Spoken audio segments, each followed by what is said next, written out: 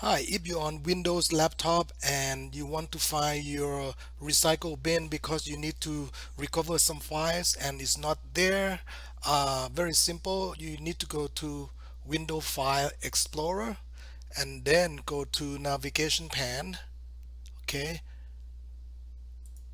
and then make sure you click on Show All Folders here. Here you go.